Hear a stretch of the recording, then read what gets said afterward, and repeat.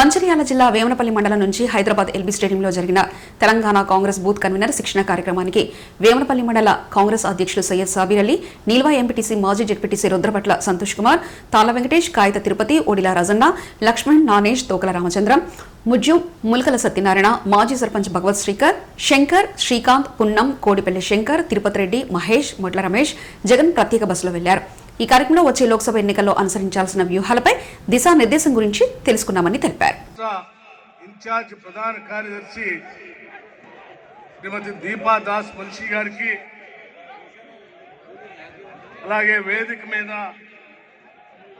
ఉన్నటువంటి నా తోటి మంత్రివర్గ సహచరులందరికీ, పార్లమెంటు సభ్యులకి, శాసనసభ్యులకి, శాసన మండలి సభ్యులకి, రాష్ట్ర కాంగ్రెస్ కమిటీ కార్యనిర్వాహక సభ్యులకి, జిల్లా కాంగ్రెస్ కమిటీ అధ్యక్షులకి,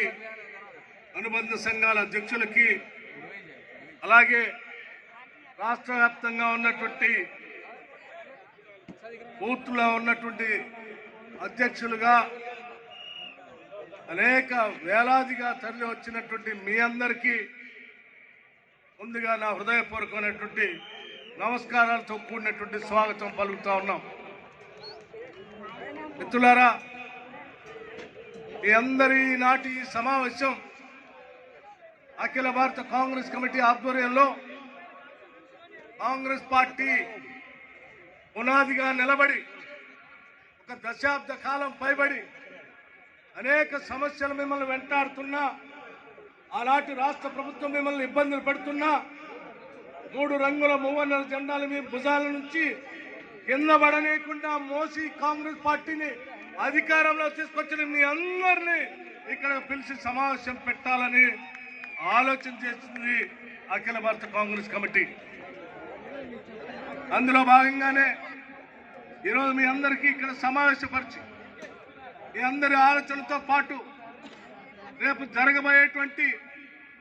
ఈ దేశంలో మనందరికీ తెలిసిందే, ఈ దేశంలో మత సామరస్యానికి ప్రతీకగా దేశాన్ని మతం పేరు మీద ఆర్థిక వ్యవస్థలపైన విడదీస్తూ విద్వేషాన్ని చిమ్ముతున్నటువంటి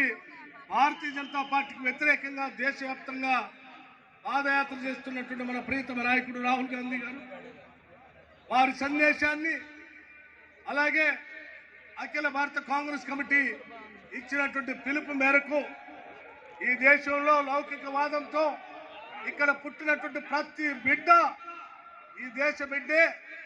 ఈ దేశాన్ని పాలించగలిగినటువంటి అర్హత, శక్తి కేవలం కాంగ్రెస్ పార్టీకి తప్ప మరే ఇతర పార్టీకి లేదని చెప్పేటువంటి